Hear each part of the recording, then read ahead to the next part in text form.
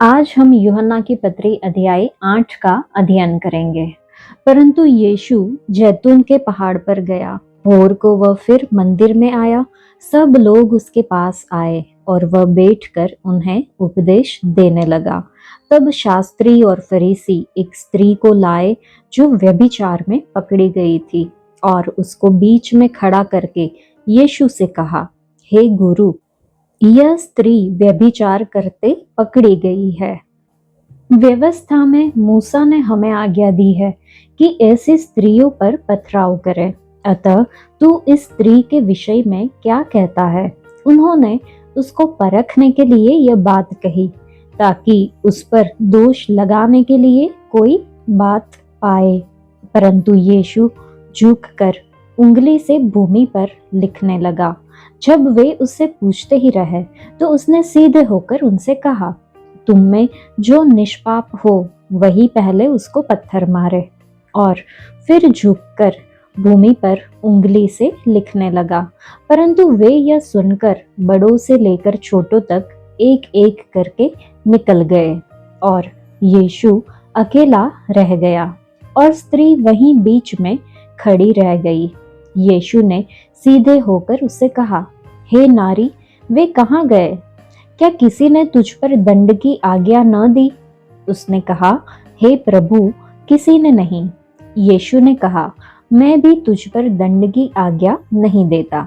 जा और फिर पाप न करना। यहाँ पर पहले ही वचन में हमने देखा कि यीशु जैतून के पहाड़ पर गया। जैतून पहाड़ 2.5 मील तक फैला हुआ है, जो यरूशलेम के मंदिर क्षेत्र से लगभग 1.5 मील की दूरी पर स्थित है और किद्रोन की घाटी के पार है। इसका यह नाम इसकी ढलान पर उगे हुए जैतून के पेड़ों के कारण पड़ा। हम देखते हैं कि व्यभिचारिणी को क्षमा करने के बारे में यहाँ पे बताया गया है। फरीसी और शास्त्री लोग उस व्यभिचारिणी स्त्री को यीशु के सामने लेकर आए। शास्त्री वे यहूदी विद्वान थे जो मूसा की व्यवस्था का अध्ययन करते और दूसरों को सिखाते थे कि व्यवस्था के अनुसार कैसे जीवन जीना चाहिए। मूसा की व्यवस्था के अनुसार एक स्त्री और पुरुष जो उसका पति नहीं है एक साथ सोते हुए पकड़े जाते तो दोनों को पथराव करके मृत्यु दंड दिया जाना चाहिए, जो कि हम लेव व्यवस्था की पुस्तक में और व्यवस्था विवरण की पुस्तक में देख सकते हैं।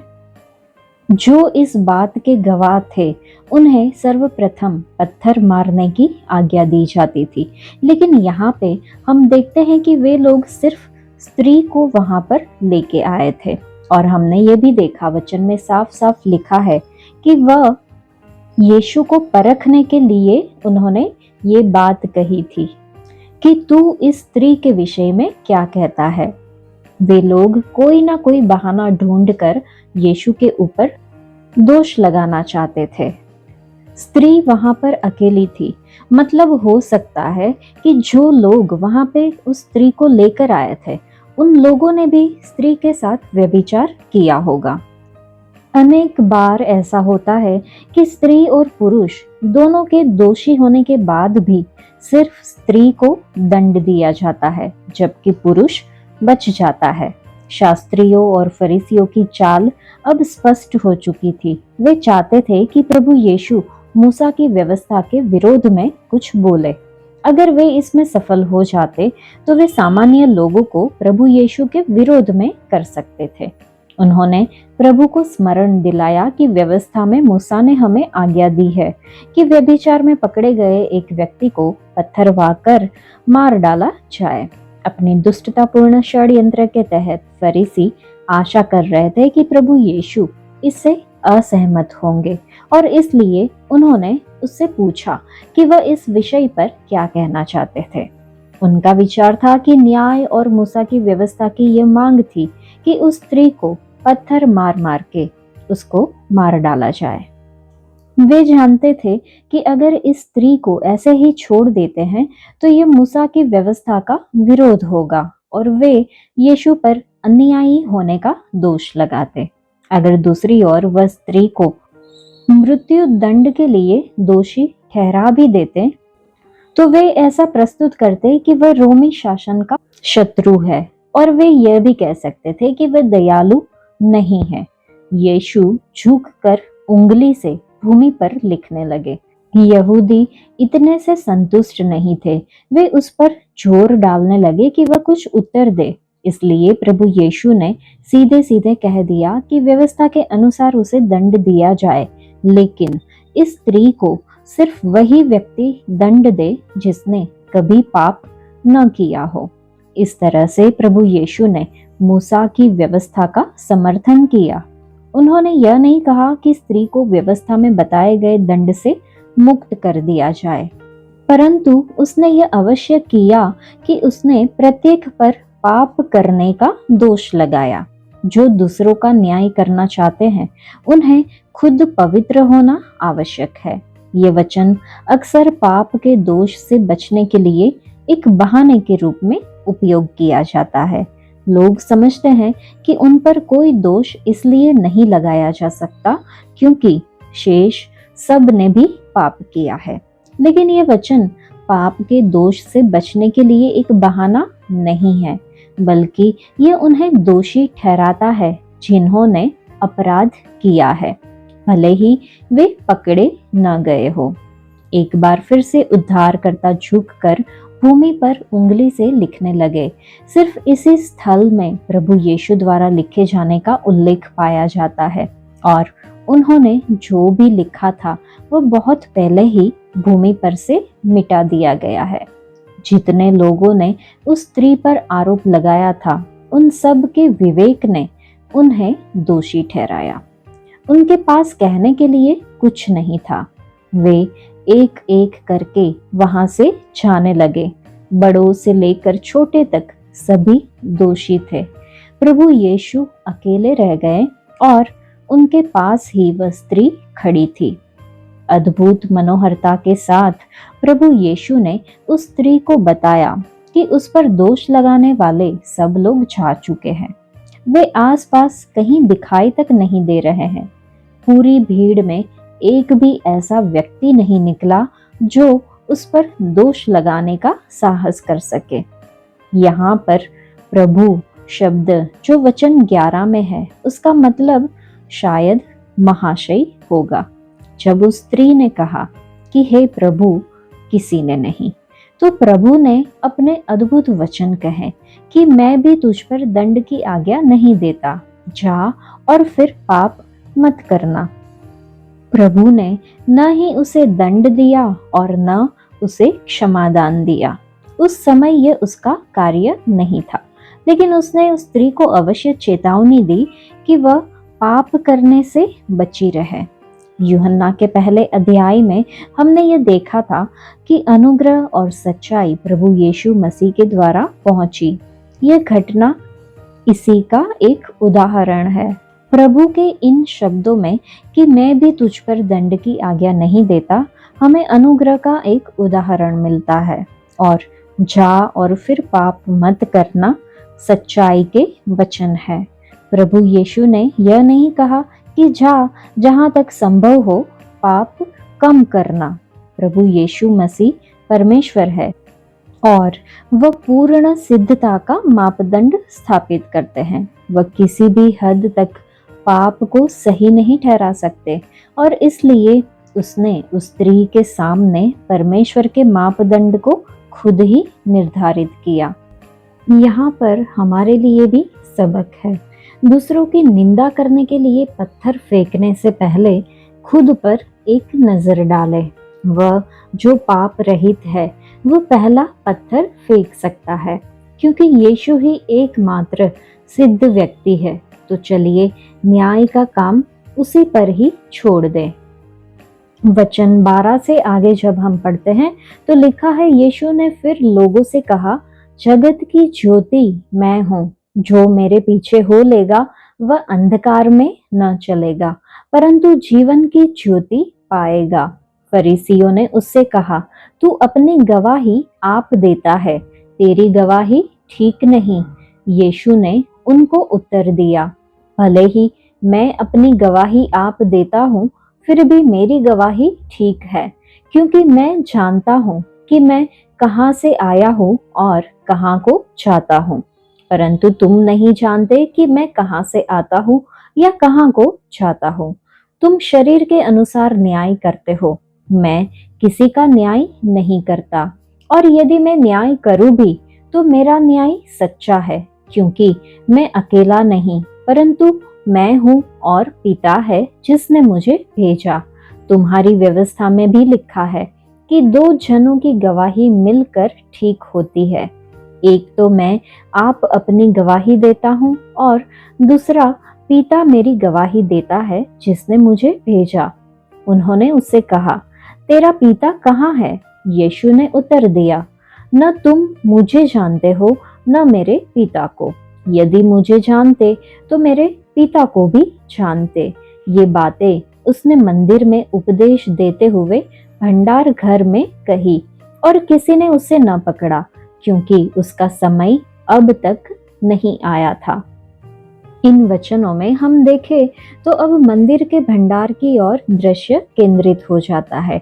एक भीड़ अब भी उसके पीछे पीछे चल रही थी। उसने उनकी ओर देखा और अपने मसीहत्व के विषय में दिए गए सबसे महान वचनों में से एक को कहा कि जगत की ज्योति मैं हूँ। ये सामान्य बात है कि जगत पाप, अज्ञानता और उद्देश्यहीनता के अंधकार में पड़ा है। प्रभु यीशु जगत की ज्योति है। उसे छोड़कर पाप के अंधकार से कोई छुटकारा नहीं दे सकता। उसे छोड़ जीवन के मार्ग में कोई मार्गदर्शन नहीं दे सकता। जीवन के सच्चे अर्थ और अनंत काल के विषयों पर कोई जानकारी नहीं दे सकता। प्रभु यीशु ने प्रतिज्ञा की है कि जो कोई उसके पीछे चलेगा वह अंधकार में न चलेगा परंतु जीवन की ज्योति पाएगा। प्रभु यीशु के पीछे चलने का अर्थ होगा उस पर विश्वास करना। अनेक लोगों को ये गलतफहमी है कि वे बिना नया जन्म लिए ही प्रभु यीशु के समान जी सकते हैं। प्रभु यीशु के पीछे चलने का अर्थ है मन फिराकर उसके पास आना, उसे अपने प्रभु और उद्धारकर्ता के रूप में स्वीकार कर उस पर भरोसा करना, अपना सारा जीवन उसे समर्पित कर देना। जो ऐसा करते हैं उन्हें जीवन में मार्गदर्शन मिलता है और कब्र के पार स्पष्ट और चमकीली आशा प्राप्त होती है। वचन 13 में हम देखते हैं कि अब फरीसियों ने प्रभु यीशु को एक कानूनी बिंदु पर चुनौती दी। उन्होंने उसे याद दिलाया कि वह अपने विषय में गवाही दे रहा था। एक व्यक्ति द्वारा अपने ही विषय में गवाही देना पर्याप्त नहीं माना जाता था, क्योंकि औसत मनुष्य पर पूर्वाग्रह हावी रहता है। फरीसियों को प्रभु यीशु की बातों पर संदेह करने में कोई हिचक नहीं हुई, बल्कि उन्होंने संदेह किया कि उसकी बातें बिल्कुल भी ठीक नहीं है। प्रभु यीशु ने यह मान लिया कि सामान्यतः कम से कम 2 या 3 गवाहों की गवाही आवश्यक होती है, लेकिन उसके मामले में उसकी गवाही पूर्णतः ठीक थी, क्योंकि वह परमेश्वर है। वह जानते थे कि वह स्वर्ग से आए हैं और वापस स्वर्ग को जाएंगे, परंतु वे यह नहीं जानते थे कि वह कहाँ से आए हैं और कहाँ को जाते हैं।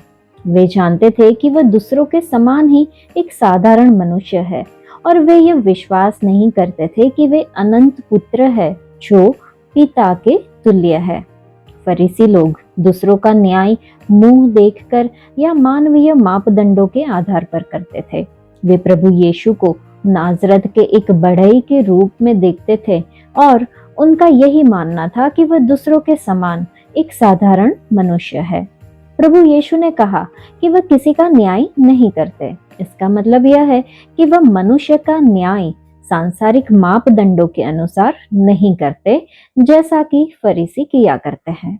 इसका मतलब यह हो सकता है कि संसार में आने का उनका उद्देश्य लोगों का न्याय करना नहीं, लेकिन उनका उद्धार करना था।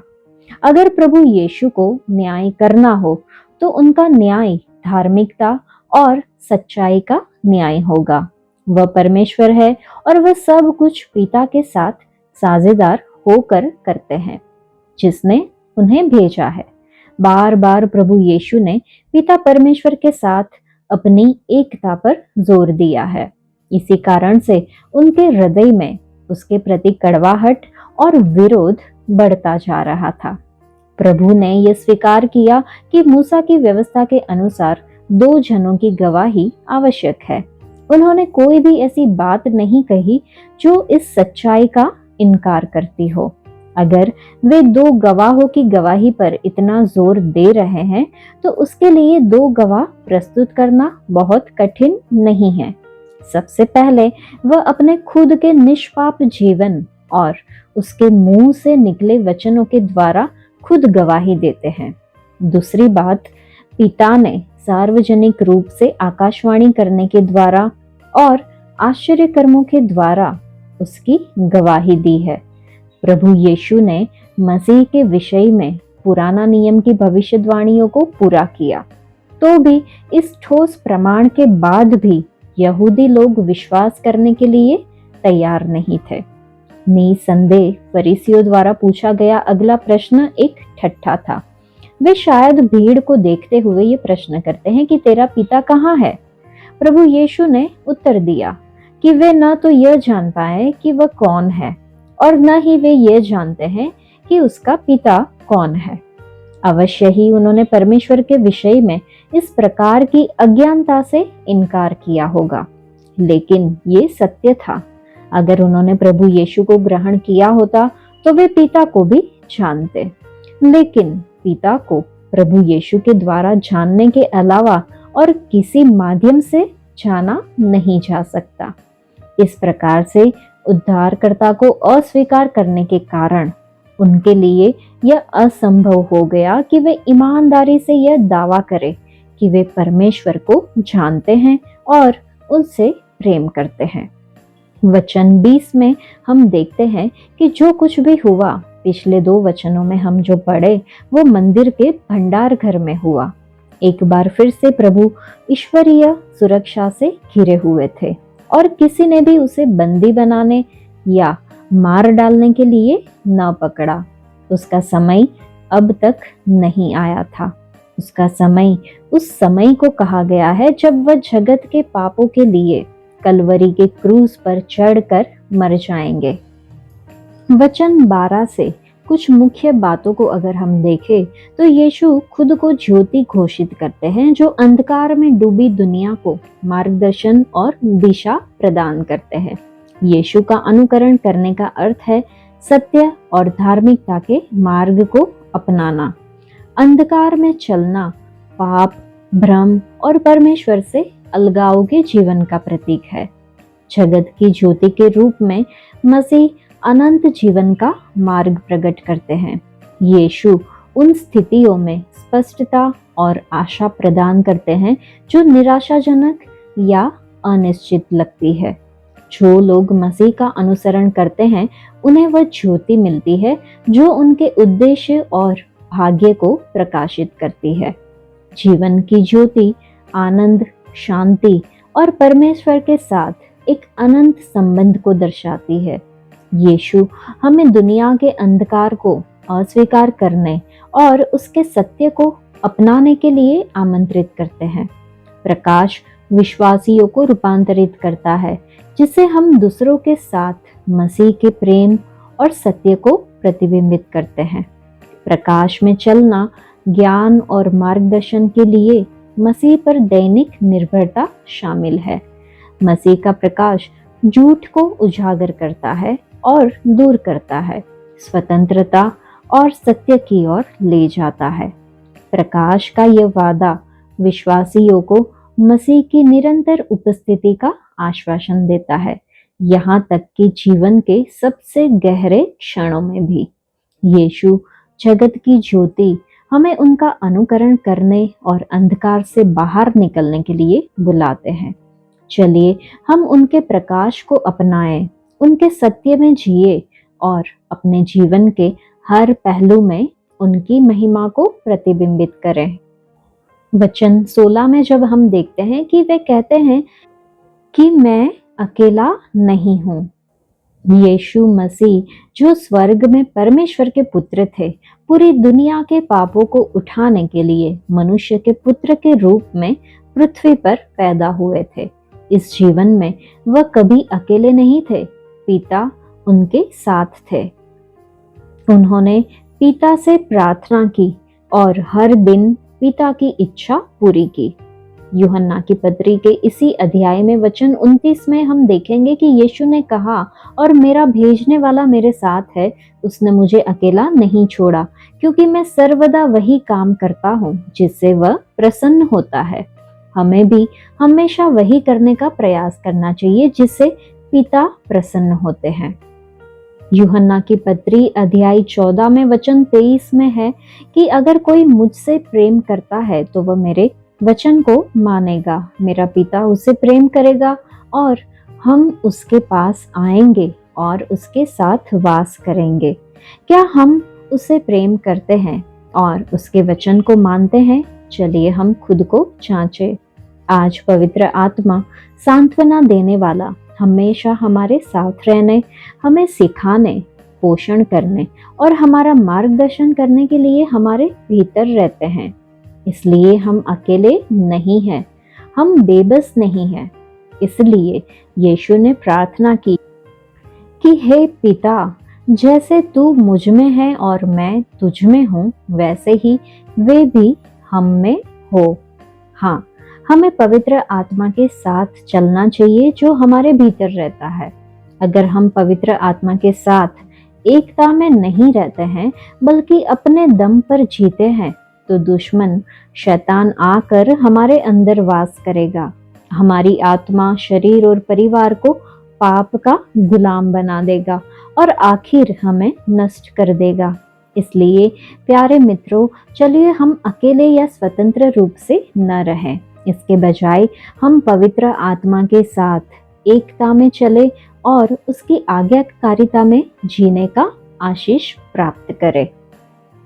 वचन 21 से आगे जब हम पढ़ते हैं तो लिखा है, उसने फिर उनसे कहा, मैं जाता हूँ और तुम मुझे ढूंढोगे और अपने पाप में मरोगे। जहाँ मैं जाता हूँ वहाँ तुम नहीं आ सकते। इस पर यहूदियों ने कहा, क्या वह अपने आप को मार डालेगा जो कहता है, जहाँ मैं जाता हूँ वहाँ तुम नहीं आ सकते? उसने उनसे कहा, तुम नीचे के हो, मैं ऊपर का हूँ। तुम संसार के हो, मैं संसार का नहीं। इसलिए मैंने तुमसे कहा कि तुम अपने पापों में मरोगे, क्योंकि यदि तुम विश्वास न करोगे कि मैं वही हूँ तो अपने पापों में मरोगे। उन्होंने उससे कहा, तू कौन है? यीशु ने उनसे कहा, वही हूँ जो प्रारंभ से तुमसे कहता आया हूँ। तुम्हारे विषय में मुझे बहुत कुछ कहना और निर्णय करना है, परंतु मेरा भेजने वाला सच्चा है और जो मैंने उससे सुना है वही जगत से कहता हूँ। वे यह न समझे कि हमसे पिता के विषय में कहता है। तब यीशु ने कहा, जब तुम मनुष्य के पुत्र को ऊंचे पर चढ़ाओगे तो जानोगे कि मैं वही हूँ। मैं अपने आप से कुछ नहीं करता, परंतु जैसे मेरे पिता ने मुझे सिखाया वैसा ही ये बातें कहता हूँ। मेरा भेजने वाला मेरे साथ है, उसने मुझे अकेला नहीं छोड़ा, क्योंकि मैं सर्वदा वही काम करता हूँ जिससे वह प्रसन्न होता है। वह ये बातें कह ही रहा था कि बहुतों ने उस पर विश्वास किया। तब यीशु ने उन यहूदियों से जिन्होंने उस पर विश्वास किया था कहा, यदि तुम मेरे वचन में बने रहोगे तो सचमुच मेरे चेले ठहरोगे। तुम सत्य को जानोगे और सत्य तुम्हें स्वतंत्र करेगा। उन्होंने उसको उत्तर दिया, हम तो अब्राहम के वंश से हैं और कभी किसी के दास नहीं हुए। फिर तू कैसे कहता है कि तुम स्वतंत्र हो जाओगे?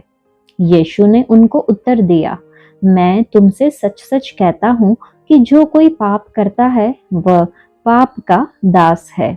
दास सदा घर में नहीं रहता, पुत्र सदा रहता है। इसलिए यदि पुत्र तुम्हें स्वतंत्र करेगा तो सचमुच तुम स्वतंत्र हो जाओगे। मैं जानता हूँ कि तुम अब्राहम के वंश से हो, तो भी मेरा वचन तुम्हारे हृदय में जगह नहीं पाता।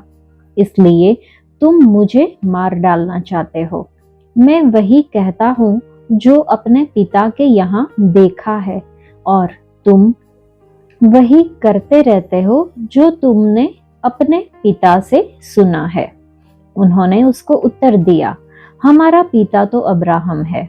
यीशु ने उनसे कहा, यदि तुम अब्राहम की संतान होते तो अब्राहम के समान काम करते, परंतु अब तुम मुझ जैसे मनुष्य को मार डालना चाहते हो, जिसने तुम्हें वह सत्य वचन बताया जो परमेश्वर से सुना। ऐसा तो अब्राहम ने नहीं किया था। तुम अपने पिता के समान काम करते हो। उन्होंने उससे कहा, हम व्यभिचार से नहीं जन्मे, हमारा एक पिता है, अर्थात परमेश्वर। यीशु ने उनसे कहा, यदि परमेश्वर तुम्हारा पिता होता तो तुम मुझसे प्रेम रखते, क्योंकि मैं परमेश्वर की ओर से आया हूँ। मैं आप से नहीं आया, परंतु उसी ने मुझे भेजा। तुम मेरी बात क्यों नहीं समझते? इसलिए कि तुम मेरा वचन सुन नहीं सकते। तुम अपने पिता शैतान से हो और अपने पिता की लालसाओं को पूरा करना चाहते हो। वह तो आरंभ से हत्यारा है और सत्य पर स्थिर न रहा, क्योंकि सत्य उसमें है ही नहीं। जब वह झूठ बोलता तो अपने स्वभाव ही से बोलता है, क्योंकि वह झूठा है, वरन झूठ का पिता है। परंतु मैं जो सच बोलता हूँ, इसलिए तुम मेरा विश्वास नहीं करते। तुम में से कौन मुझे पापी ठहराता है? यदि मैं सच बोलता हूँ तो तुम मेरा विश्वास क्यों नहीं करते?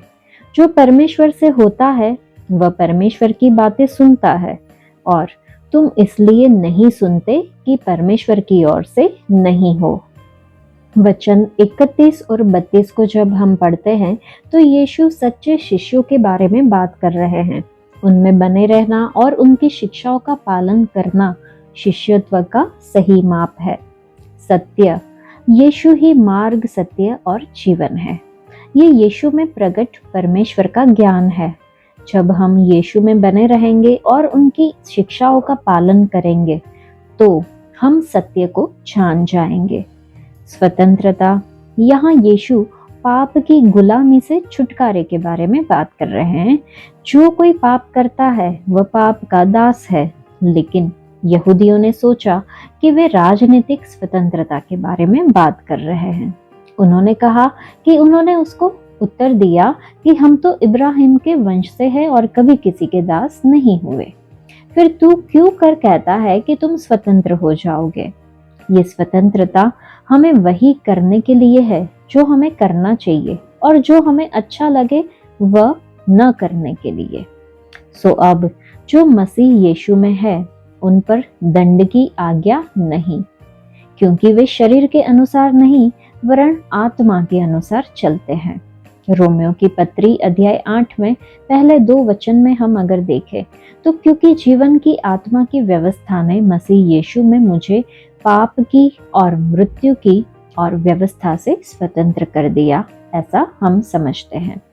लेकिन परमेश्वर का धन्यवाद हो कि तुम जो पाप के दास थे तो भी मन से उस उपदेश के मानने वाले हो गए जिसके सांचे में ढाले गए थे, और पाप से छुड़ाए जाकर धर्म के दास हो गए, जैसा कि रोमियो की पत्री अध्याय 6 में वचन 17 और 18 से हम समझ सकते हैं।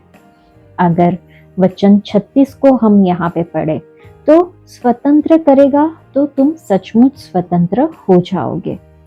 जिन लोगों से मसीह बात कर रहे थे वे यहूदी थे। जब यीशु ने ये वचन कहे तो उन्होंने उत्तर दिया कि हम अब्राहम के वंशज हैं। राजनीतिक रूप से वे सीजर से लेकर हेरोदेस और पिलातुस तक विभिन्न शासकों के नियंत्रण में थे। नैतिक रूप से वे जाति, अभिमान, अज्ञानता, पाप और स्वेच्छाचारिता के गुलाम थे। धार्मिक रूप से वे परंपरावाद, औपचारिकता और खोखले रीति रिवाजों से बंधे हुए थे। आज भी हम खुद को ऐसी ही स्थिति में पाते हैं, जबकि हम राजनीतिक रूप से आजाद हो सकते हैं। दशकों पहले हम कोई शासन से मुक्त हुए। नैतिक और आध्यात्मिक रूप से कई लोग गुलाम बने हुए हैं, जब अभिमान, घमंड या सुख की खोज हमारे जीवन पर हावी हो जाती है तो हम सबसे निचले दर्जे के गुलाम बन जाते हैं। इस दुनिया में जन्म लेने वाला हर व्यक्ति एक अदृश्य जाल में फंस जाता है, जो आदतें, सुख, धर्म, जाति, सामाजिक स्थिति और बहुत कुछ से बना होता है। ये ताकतें हमें बांध देती और हमें बंदी बनाती है। लेकिन यहाँ पे सुसमाचार है। यीशु मसीह गुलामों की दुनिया में आए। उनके सेवकाई के औपचारिक घोषणा पर विचार करना महत्वपूर्ण है। नाजरत के आराधनालय में जब भविष्यद्वक्ता यशाया की पुस्तक उन्हें सौंपी गई तो उन्होंने वह पाया जहां लिखा था, प्रभु की आत्मा मुझ पर है क्योंकि उसने मुझे अभिषेक किया है। उसने मुझे बंधुओं को स्वतंत्रता की घोषणा करने के लिए भेजा है। मसीही स्वतंत्रता विद्रोह नहीं है, यह एक मिलन है। मानव इच्छा का ईश्वरीय इच्छा से जुड़ना। यह मसीह पुत्र के साथ इतना महत्वपूर्ण रूप से एक होना है। पवित्र आत्मा के कोमल प्रभाव के आगे इतना झुक जाना कि मानव इच्छा परमेश्वर के संप्रभु और पूर्ण रूप से स्वतंत्र इच्छा के साथ एक हो जाती है। और इस मिलन में विश्वासी का व्यक्तित्व खो नहीं जाता बल्कि ऊंचा हो जाता है। भावुक प्रेम के दिव्य स्तर तक उठा लिया जाता है। तो परमेश्वर के प्रिय लोगों, हम मसीह के महान उद्धारक कार्य को अपने आंतरिक जीवन में गहराई तक पहुंचने दें। केवल यही हमारे चरित्र को बदल सकता है और हमें पाप के प्रभुत्व से मुक्त कर सकता है। केवल यही हमें सच्ची स्वतंत्रता दे सकता है। हमें चिंतन करना होगा कि वे कौन सी अदृश्य जंजीरें हैं जो आज भी हमें रोके हुए है। क्या हम भय, शर्म, वासना, व्यसन, अभिमान या लोगों की राय से बंधे हुए हैं? दुनिया स्वतंत्रता को कुछ भी करने के संबंध में घोषित करती है, लेकिन यीशु स्वतंत्रता को वह बनने की शक्ति के रूप में परिभाषित करते हैं जो हम वास्तव में बनने के लिए बने थे। जीवित परमेश्वर के पुत्र और पुत्रियां पवित्रता और प्रेम में चलते हुए। खुद से पूछे, क्या मैं वास्तव में स्वतंत्र हूँ या सिर्फ होने का दिखावा कर रहा हूँ या फिर कर रही हूँ? क्या मेरे पास परिवर्तन के बिना कोई धर्म है? क्या मैं परंपरा से चिपका हुआ हूँ, उस सत्य का विरोध करते हुए जो मुझे स्वतंत्र कर सकता है? मसीह में स्वतंत्रता अधिक करने या अधिक प्रयास करने में नहीं मिलती, यह समर्पण में मिलती है। जब हम यीशु के प्रभुत्व के अधीन हो जाते हैं, जब हम अपने पुराने स्वभाव को त्याग देते हैं और जब पवित्र आत्मा हमारे हृदयों को भर देता है, तो हम उस सच्ची स्वतंत्रता में चलना शुरू कर देते हैं जो केवल पुत्र ही दे सकता है। तो निष्कर्ष यह है कि सच्ची स्वतंत्रता कोई राजनीतिक स्थिति या सामाजिक स्थिति नहीं है। यह एक आध्यात्मिक वास्तविकता है जो तब शुरू होती है जब यीशु मसीह हमारे जीवन के प्रभु बन जाते हैं।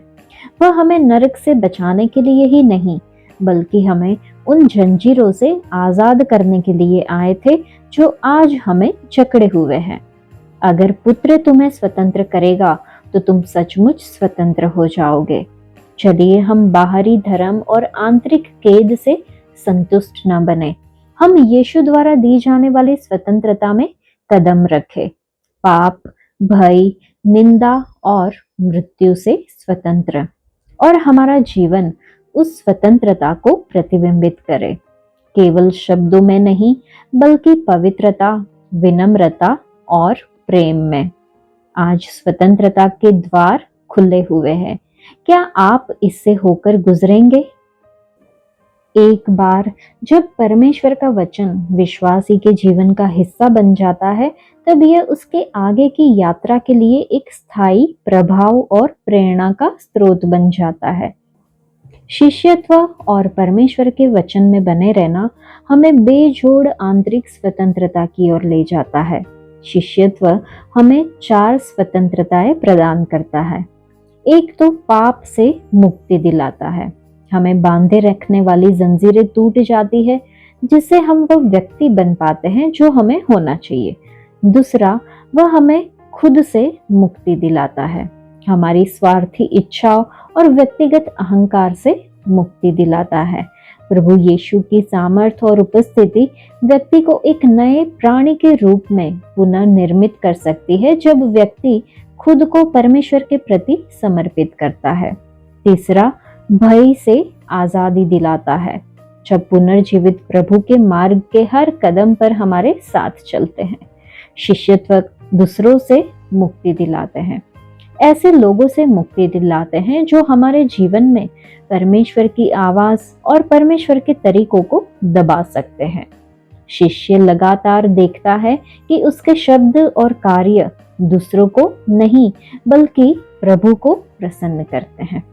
रोमियो की पत्री अध्याय 6 में वचन 22 और 23 के हिसाब से, परंतु अब पाप से स्वतंत्र होकर और परमेश्वर के दास बनकर तुमको फल मिला है, जिससे पवित्रता प्राप्त होती है और उसका अंत अनंत जीवन है। क्योंकि पाप की मजदूरी तो मृत्यु है, परंतु परमेश्वर का वरदान हमारे प्रभु मसीह यीशु में अनंत जीवन है। वचन 48 से आगे जब हम पढ़ते हैं तो लिखा है, यह सुन यहूदियों ने उससे कहा, क्या हम ठीक नहीं कहते कि तू सामरी है और तुझ में दुष्टात्मा है?